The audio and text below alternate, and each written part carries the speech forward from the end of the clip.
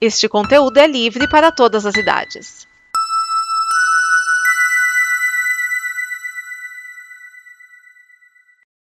Esse é o Okilid número 50. Atendendo a pedidos, eu vou falar a história rapidamente de Jack Kirby. Tem os recados também no final.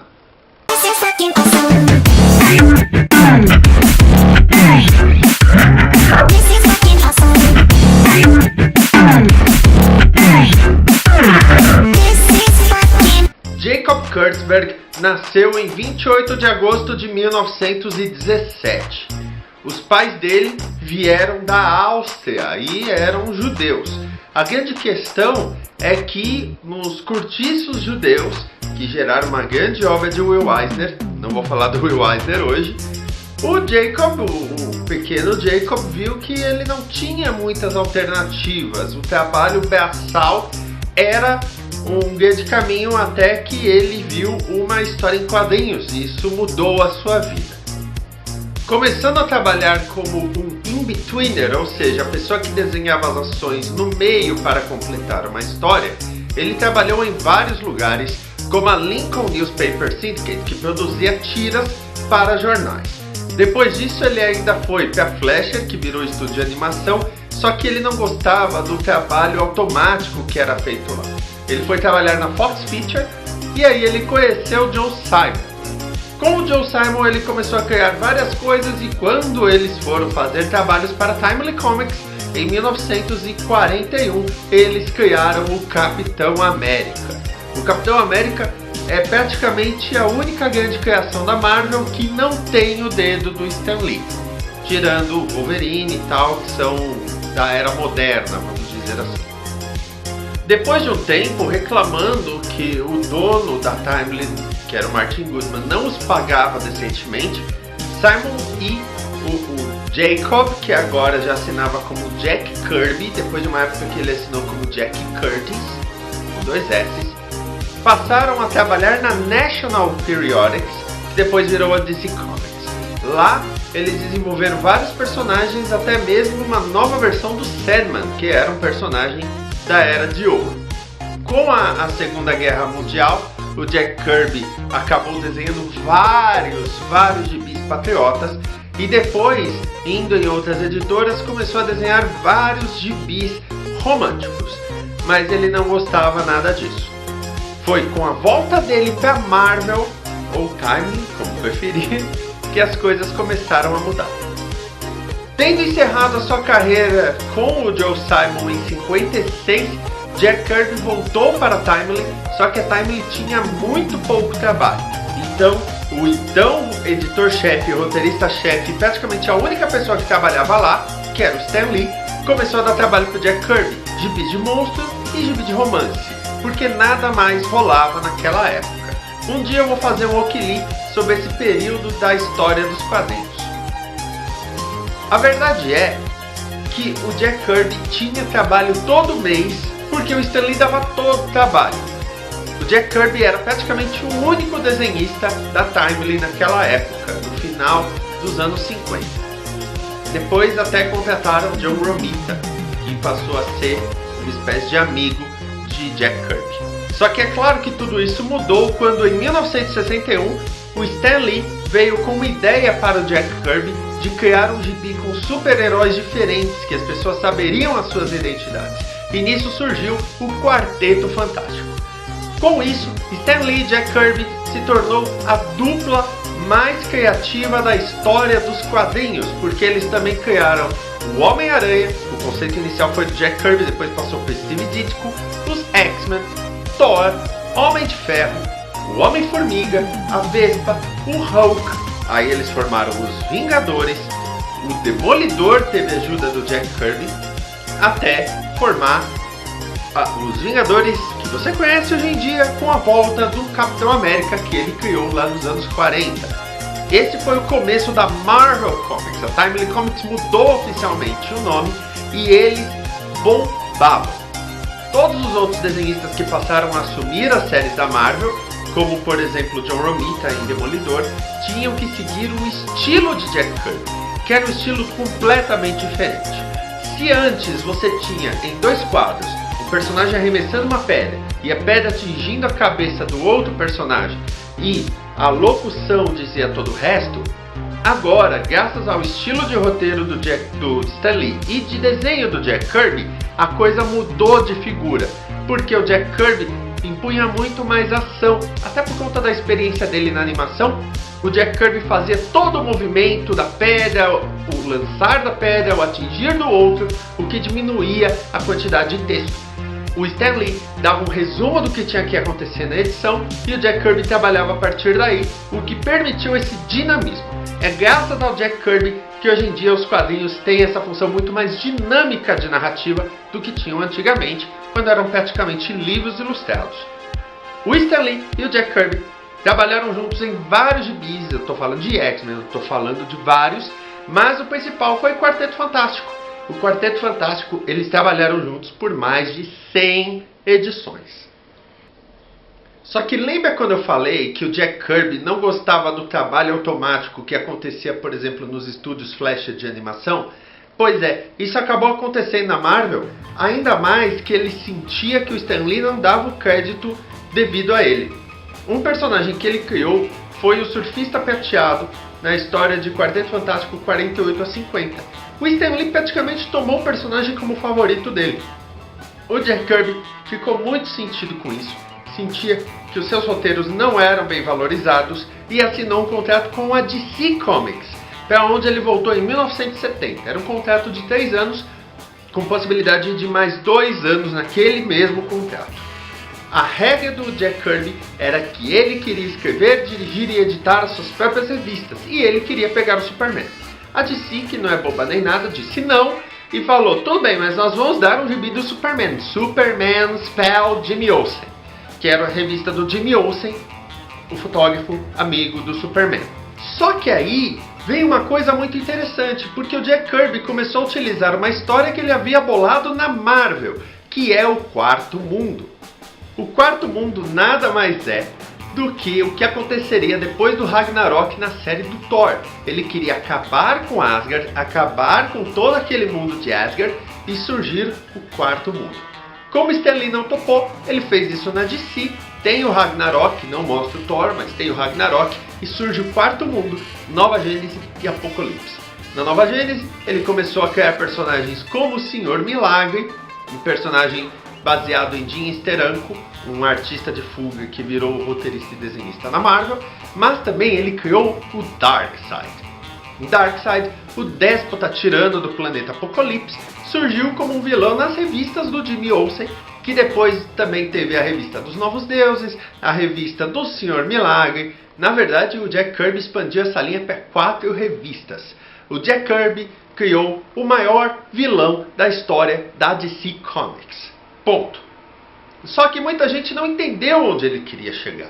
As ideias dele pareciam muito avançadas para a época. Por isso essas revistas foram uma a uma sendo canceladas. O Jack Kirby ainda ficou um tempo lá na DC, ele ainda desenhou uma coisa ou outra por lá, mas não estava rolando, e aí ele voltou para a Marvel. Esse período na Marvel foi muito curto, foi de 76 a 78, porque ele pegou os gibis do Capitão América e do Pantera Negra, e ele quis fazer do jeito dele, como ele fez na DC Comics, além de ter criado os Eternos e ter feito a adaptação de 2001, uma Odisseia no Espaço, em gibi, em que ele acabou criando um personagem que existe até hoje, que é o Homem-Máquina. Só que, aí vai um negócio. O estilo de narrativa dele, muita gente já considerava ultrapassado, porque a própria Marvel já estava fazendo outras coisas. Mas principalmente, é perceptível que houve uma má vontade do mercado e da própria Marvel com o Jack Kirby. Parecia que ele voltou meio persona non grata, os editores não davam muita atenção para o que ele queria fazer. E com isso os gibis foram parando ou passados para outros artistas. O Jack Kirby, depois de 78, declarou que nunca mais ia trabalhar em quadrinhos. Ele nunca acompanhou isso muito bem, mas foi quase. Depois de 78, ele foi trabalhar em animação. Ele havia se mudado para a Califórnia por uma questão de qualidade de vida, e aí ele foi trabalhar justamente no desenho animado do Quarteto Fantástico. Tudo bem que não tinha o Tocha Humana, mas ele criou o robô Herbie, um robozinho para ter um apelo com as crianças. Ele trabalhou em várias animações. E de 78 até 1994, o Jack Kirby trabalhou em animação e ao mesmo tempo criando seus próprios personagens para os quadrinhos. Quando o Steve Gerber ficou muito possesso por não conseguir os direitos de Howard the Duck, Howard o Pato, na Marvel, ele criou o Destroyer Duck. E quem desenhou o Destroyer Duck foi o Jack Kirby, também estava puto com a Marvel. Aliás, uma coisa que ajudou muito foi o fato de que a Marvel não devolvia as páginas originais das obras dele, e estima-se que ele criou de 18 a 21 mil páginas para a Marvel. Quando o editor-chefe foi Tom DeFalco, ele devolveu várias delas, mas ele devolveu cerca de 4 mil, ou seja, muitas delas ainda estariam ou nos arquivos da Marvel ou perdidas para sempre. Isso teria deixado o Jack Kirby muito puto e com razão. Daí que ele participou de Destroyer Duck. Ele, quando estava em um contrato com o estúdio, desenvolveu 42 conceitos de personagens e histórias para séries animadas. Conceitos esses que nunca foram desenvolvidos. O que você está vendo aqui do lado é um desenho do Golden Shield, um personagem que seria um guerreiro maia que é ressuscitado em 2012, o fim do mundo dos maias, lembra? Para defendê-los, e ele usa um escudo dourado. Mas, ao contrário das outras criações dele que se assemelham ao Capitão América, como Fighting America, que é a cara do Capitão América, esse daqui é totalmente diferente, tem uma coisa mística e tudo mais. Eles nunca foram usados. Nunca. O Golden Shield nunca virou nada pertinente. Talvez agora, com o centenário, vire. Jack Kirby infelizmente faleceu em 6 de fevereiro de 1994, um dia antes de eu completar 10 anos. Ele estava com problemas no coração e acabou não resistindo. O Stan Lee esteve no velório, apesar deles terem tido até algumas discussões públicas sobre a questão das criações dos heróis da Marvel. O Kirby ganhou esse apelido O Rei porque o Stan Lee em todas as revistas criava apelidos para todos. Ele mesmo era Stan the Man Lee e o Jack era Jack the King Kirby, ou The King Jack Kirby, ou Jack Kirby the King. Daí que ele ganhou o apelido O Rei. Fato é que as criações dele, tanto na Marvel quanto na DC, perduram e são utilizadas até hoje. A obra do Alex Ross, Terra X, por exemplo, se utiliza completamente da base criada pelo Jack Kirby. A DC, o Darkseid, eu não preciso falar nada, ele é um grande vilão. Ele é o maior vilão da história do universo DC. Além disso, as outras obras dele em quadrinhos ganharam vida juntas na saga Kirby Genesis, que foi da Dynamite. Mas não teve tanta repercussão quanto Marvel e DC, porque Marvel e DC meio que dominam o mercado, tem mais de 70% do mercado. Jack Kirby criou muita coisa. Jack Kirby mudou a dinâmica da narrativa das histórias em quadrinhos. As pessoas às vezes não reconhecem, as pessoas às vezes dão muito mais valor a ele do que ao Stan Lee, por exemplo. Cada um o seu lugar, mas o fato é que Jack Kirby, suas criações e principalmente a forma como ele contava história, revolucionaram a história das histórias em quadrinhos. O que eu fiz aqui foi um breve resumo que dá para se resumir em o trabalho inicial com o Joe Simon, parte de animação e tudo mais, em que ele ganhou ritmo, o que o ajudou muito. A parte em que ele foi para a Marvel e com o Stan Lee ele praticamente criou o que a gente conhece como o universo Marvel hoje em dia, até mesmo no cinema. A parte da DC, do Quarto Mundo, que infelizmente não vingou tanto quando ele estava escrevendo e desenhando, mas que depois ganhou muita força e é usado até hoje. O Sr. Milagre está aí bombando. E a última fase em que ele trabalhou em animação e quadrinhos independentes, mas que tem o seu valor. Talvez não sejam as obras mais originais dele, mas são muito interessantes também. E a animação, pô, ele criou o Herbie, que depois foi para os quadrinhos. Esse foi o Okili número 50, eu tô até de gravata para falar da vida de Jack Kirby. É óbvio que é uma versão resumida, eu não queria que esse vídeo ficasse extremamente longo e por isso eu coloquei dessa maneira. Existem várias obras que você pode consultar. Roberto Guedes acabou de escrever uma biografia sobre Jack Kirby. Existe também Marvel Comics, A História Secreta, um livro gringo do Jeff Lowe, que saiu aqui no Brasil. Além disso, tem diversas fontes. O Pipoque Nanquim fez uma série de vídeos muito detalhados, 3 vídeos de cerca de 30 minutos cada, sobre a vida de Jack Kirby. O fato é, não dá para ignorar Jack Kirby, não dá para endeusar Jack Kirby. São todos pessoas e pessoas que contribuíram bastante para a história das histórias em quadrinhos. Eu tenho essa posição, eu sempre falo que as minhas criações preferidas do Jack Kirby são com o Stan Lee, e é verdade, porque eles basicamente criaram a Marvel. Agora só 2 avisos antes da gente encerrar esse número 50. O primeiro deles é mais pertinente à próxima semana, se você está vendo na época de lançamento desse Okili número 50. Semana que vem não vamos ter Okili por um simples motivo. É a semana da Santos Comic Expo. Vai ter The Mullet Show da Santos Comic Expo todos os dias da semana como preparação para a Santos Comic Expo nos dias 14 e 15 de outubro. Então, não tem Okili, não tem Mundo Cão, mas porque vai ter The Mullet Show todos os dias da semana. Tá? Então se prepare, se você ainda não assina o canal, assine o canal aí e tal. Agora o outro mais focado no Okili. O Okili vai manter a sua estrutura de 5 gibis, às vezes um pouco menos, comentados, resenhados com o polegar para cima ou polegar para baixo. Porém, nós vamos ter algumas mudancinhas. Quais são essas mudanças? É muito simples. O Okili de final 3 vai ser o Okili lombada. Ou seja, eu vou pegar o encadernado e eu vou analisar o encadernado. Encadernados gringos ou não, eu tenho os gringos aqui. Então, final 3 vai ser o Okili lombada. E o Okili de final 7 é o Okili nacional, em que eu pego um gibi nacional e resenho ele.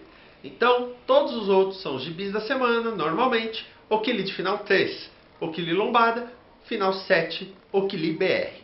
Além disso, os finais 0 serão sempre histórias de publicação de algum personagem, como eu já faço essa pesquisa, ou o Hall da Fama do Okili, que começou agora com Stan Lee. Com Jack Kirby. Olha, vão me bater. Com Jack Kirby. Então, Hall da Fama ou história de publicação, deixem nos comentários o que vocês preferem, a gente vai variando. Pode acontecer de ter semana de não ter Okili. Calma, calma, eu explico. É porque eu vou começar um experimento que é o Okilívio, que basicamente vai ser um programa em que eu vou resenhar um livro que eu tiver terminado de ler. Então sempre que eu terminar de ler um livro, e agora eu estou lendo um livro, deixa eu pegar aqui. Eu estou lendo The Beatles Tune In. Ele tem umas 900 e poucas páginas. Calma, a capa dele é mesmo cinza. Então quando eu terminá-lo, eu vou fazer um Okilívio com ele. Tá? Então não vai seguir a numeração do Okili, ele vai entrar no lugar do Okili. Se por algum acaso do destino eu começar a ler livro tanto a ponto de ter toda semana ou quase toda semana, aí eu vou separar os dois, mas não é o caso agora. Então, Okili, final 0, história de publicação ou Hall da Fama. Final 3, lombada. Final 7, BR. E o Okilívio vai entrar de vez em quando.